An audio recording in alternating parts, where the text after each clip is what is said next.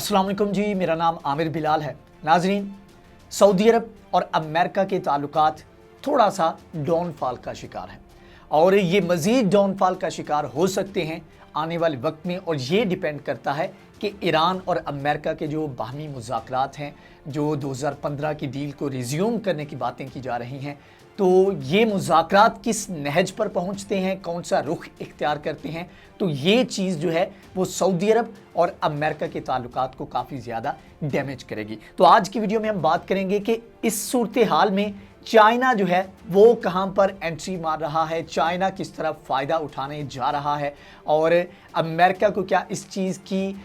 थोड़ी सी उसको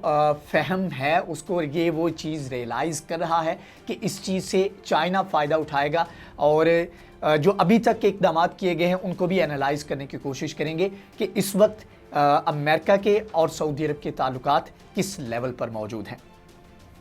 सूरत हाल उस वक्त ख़राब होती है जब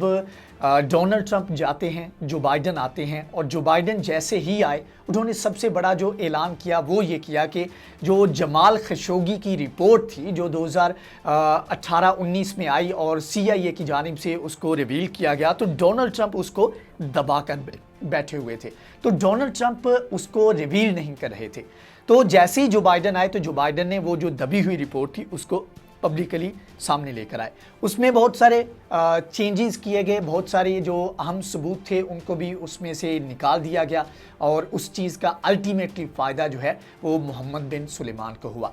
लेकिन ये है कि इसका बहरहाल स्टेट लेवल के ऊपर काफ़ी ज़्यादा नुकसान भी हुआ। वो नुकसान क्या है उसके बारे में अभी मैं आपको बताता हूँ। अब हुआ ये कि एक तरफ तो सऊदी अरब की जानिब से जो भी इक़दाम किए गए, उन्होंने पार्डन के लिए अप्लाई किया, पार्डन की दरख्वास्त की डोनाल्ड ट्रंप से, जो कि उन्होंने एक्सेप्ट नहीं की, उसके ऊपर अमल दरामद नहीं करवाया। तो अहम मेन मसला ये था कि मोहम्मद बिन सुलेमान जो है वो इस तमाम तर स्नैरियो में उनकी गर्दन जो है उसको किसी तरह से निकाला जाए। और उसका बहुत हद तक अमेरिका ने, जो बाइडन ने, उनकी मदद भी की। उन्होंने ये किया कि जो अहम एविडेंस थे, जो कि सारी दुनिया ने देखे भी, वो वीडियो भी सामने आई, CCTV फुटेज भी सामने आई, तो जो रिपोर्ट थी CIA की उसमें से निकाल दिया। और जहां पर 75 के करीब जो सऊदी ऑफिशियल थे उनके ऊपर पाबंदियां आयद की गई अमेरिका के अंदर दाखिल होने पर, तो वहीं पर मोहम्मद बिन सुलेमान, जो कि मेन CIA की रिपोर्ट में भी कहा गया कि इसका हुक्म जो है वो मोहम्मद बिन सुलेमान की जानिब से दिया गया, तो उनको बिल्कुल कुछ नहीं कहा गया। इसके ऊपर भी एक प्रेशर जो है कंटिन्यूसली बिल्ड हो रहा है जो बाइडन के ऊपर, जो कि आने वाले वक्त में हो सकता है कि उनको मोहम्मद बिन सुलेमान के खिलाफ भी इक़दाम करने पड़े। अब ये सारी चीज़ें एक तरफ, दूसरी तरफ ये है कि एक रिफ्ट क्रिएट हो रही है, एक कह लें कि एक गैप क्रिएट हो रहा है, या ऐसे कह लें कि जो आपसी रिलेशन है अमेरिका का और सऊदी अरब का, उसमें एक थोड़ा सा गैप आ रहा है। अब उस गैप को फिल करने के लिए चाइना ने एंट्री मारी है, चाइना उसके ऊपर बड़ी तेज़ी के साथ काम कर रहा है। अब चाइना ये चाहता है कि जो गल्फ़ कंट्रीज़ हैं उसके साथ उसके रिलेशन जो है बहुत अच्छे हों, और उसकी जो पास में पॉलिसीज़ रह चुके हैं उसके ऊपर भी उसने काफ़ी ज़्यादा चेंजेस किए हैं। अब इसके ऊपर मैं ये भी आपको आगे जाकर बताऊंगा कि सऊदी अरब के और चाइना की कौन सी वो सिमिलैरिटीज़ हैं जिसकी वजह से आने वाले वक्त में ये मज़ीद करीब आएंगे, या कौन से वो प्रोजेक्ट्स हैं जिनकी वजह से ये आने वाले वक्त में करीब आने जा रहे हैं। अब उससे पहले कि मैं डिटेल में जाऊँ, आपको बताता चलूँ कि अभी इनके दरमियान मुआशी ताउन जो है वो बहुत ज़्यादा बढ़ता जा रहा है। अब अगर ऑयल सप्लाई की बात करें तो इस वक्त सऊदी अरब जो है वो सबसे बड़ा ऑयल सप्लायर है चाइना को, और ये रिसेंट ईयर्स में तकरीबन 3 से 4 सालों में ये मुसलसल इजाफा इसमें देखने को मिला है। अब अगर बात करें एग्जैक्टली, अगर फिगर्स की बात करें तो $2 मिलियन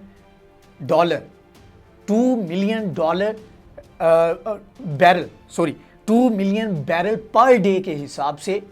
सऊदी अरब जो है वो ऑयल सप्लाई कर रहा है चाइना को, और ये सबसे बड़ा ऑयल सप्लायर है चाइना का। अब इससे आप अंदाज़ा करें कि मुआशी ताउन जो है वो किस लेवल तक, और ये अभी ये 2 से 3 सालों में इसमें काफ़ी हद तक इजाफा देखने को मिला है। इसके अलावा सऊदी चाइना इन्वेस्टमेंट समिट 2019 की जो हुई थी उसकी अगर बात करें तो एग्जैक्टली इस समिट में, अगर सिर्फ एक समिट की बात करें तो इस समिट में 35 के करीब इन दोनों ममालिक की जानिब से मुआहदे किए गए, और ये तकरीबन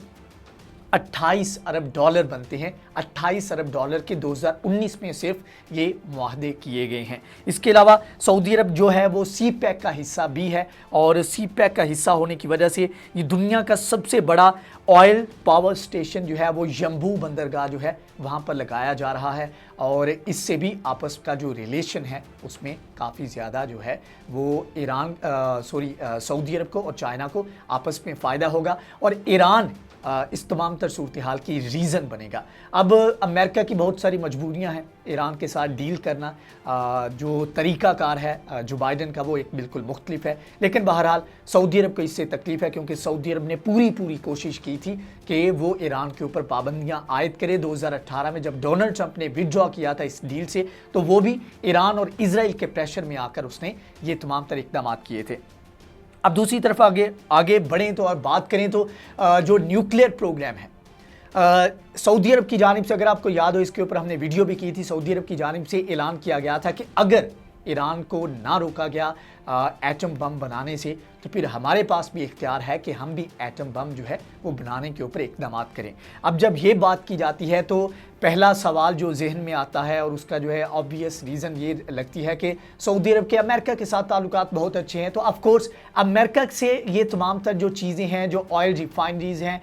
या ऐसे कह लें जो न्यूक्लियर रिएक्टर हैं या इसमें इक्विपमेंट जो इस्तेमाल होता है, तो ऑब्वियसली ये अमेरिका से लेगा। लेकिन यह है कि ये ऐसा बिल्कुल भी नहीं है। ये तमाम तर चीज़ें जो हैं ये 2015 के बाद से सऊदी अरब और चाइना के दरमियान अंडरस्टैंडिंग है और अभी तक की जितनी भी डेवलपमेंट्स हुई हैं, जो भी इक्विपमेंट प्रोवाइड किया गया है वो चाइना ने सऊदी अरब को प्रोवाइड किया है और इसमें काफ़ी ज़्यादा पेशरफ्त भी हो रही है और दोनों ममालिक जो हैं इसके ऊपर काम करने को भी तैयार हैं। इसके अलावा अब पॉसिबिलिटीज़ की अगर बात करें तो बहुत सारी चीज़ें हैं जिसमें एक दूसरे के साथ पोटेंशियल की अगर बात करें तो एक दूसरे के साथ ताउन जो है ये बहुत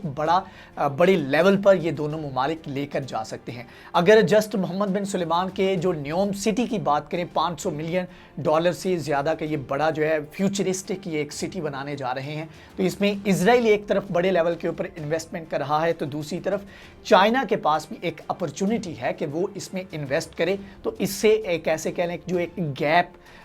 बन रहा है जो कि बड़ा होता जा रहा है अमेरिका और सऊदी अरब के दरमियान, उससे ये फ़ायदा उठा सकते हैं। इसके अलावा 2030 का जो विजन है जिसमें डाइवर्सिफाई करने जा रहे हैं अपनी इकोनॉमी को मोहम्मद बिन सुलेमान सऊदी अरब, तो उस चीज़ से उसमें इन्वेस्ट करके भी बहुत बड़ा और बहुत ज़्यादा फ़ायदा उठा सकते हैं। इसके अलावा और बहुत सारी चीज़ें हैं जिनमें एक दूसरे के साथ ये ताउन कर सकते हैं, लेकिन अगेन